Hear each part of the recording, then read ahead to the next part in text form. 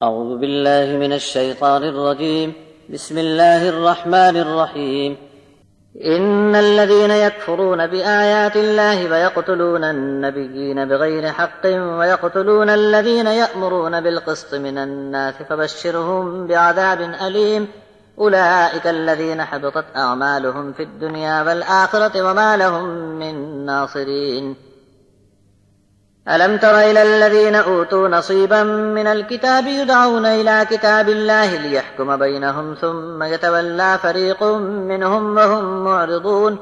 ذلك بأنهم قالوا لن تمسنا النار إلا أياما معدودات وغرهم في دينهم ما كانوا يفترون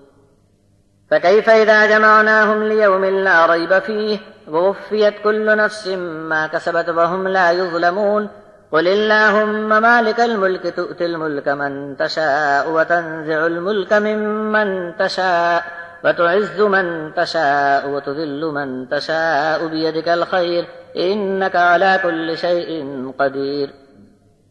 تولج الليل في النهار وتولج النهار في الليل وتخرج الحي من الميت وتخرج الميت من الحي وترزق من تشاء بغير حساب لا يتخذ المؤمنون الكافرين أولياء من دون المؤمنين ومن يفعل ذلك فليس من الله في شيء إلا أن تتقوا منهم تقاه ويحذركم الله نفسه وإلى الله المصير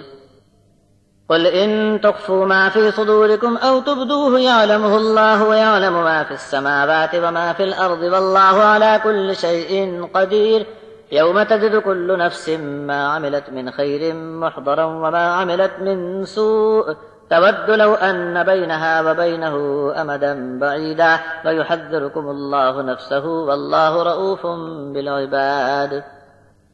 جو لوگ اللہ کی آیتوں کے انکاری ہیں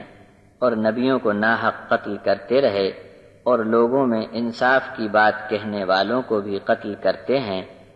بس ایسے لوگوں کو دردناک عذاب کی بشارت دے دو۔ یہی وہ لوگ ہیں کہ دنیا و آخرت والے ان کے سب عمل برباد ہو گئے اور کوئی ان کا مددگار نہ رہا۔ جن کو کتاب کا ایک حصہ مل چکا ہے ان کا حال تم نے نہیں دیکھا کہ انہیں دعوت دی جا رہی ہے اللہ کی کتاب کی طرف تاکہ ان کے فیصلے ہو جائیں، پھر بھی ان میں ایک ٹولی منہ پھیر لیتی ہے اور بات کو ٹال دیتی ہے۔ یہ اس لیے ہوا کہ وہ تو کہتے جا رہے ہیں کہ ہم کو ہرگز آگ نہ چھوئے گی مگر گنتی کے چند دن، اور اس طرح کی بنائی ہوئی باتوں کے چکر میں اپنے ہی دین سے بہک نکلے ہیں۔ پھر کیا حال بنے گا ان کا جب ہم ایک ہی دن میں ان سب کو جمع کر لیں گے جس میں شبہ نہیں، اور ہر ایک کے کیے دھرے کی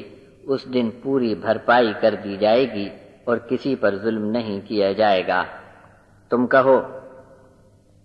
اے اللہ بادشاہت کے مالک، تو جس کو چاہے ملک عطا کرتا ہے اور جس سے چاہے سلطنت چھین لے، تو جس کو چاہتا ہے عزت دیتا ہے اور تو نے جسے ذلیل کرنا چاہا وہ ذلیل ہو گیا۔ سب خوبی تیرے ہاتھ میں ہے، یقین ہے کہ تو ہر چیز پر قادر ہے۔ تو ہی لاتا ہے رات کو دن میں اور دن کو رات میں داخل کرتا ہے،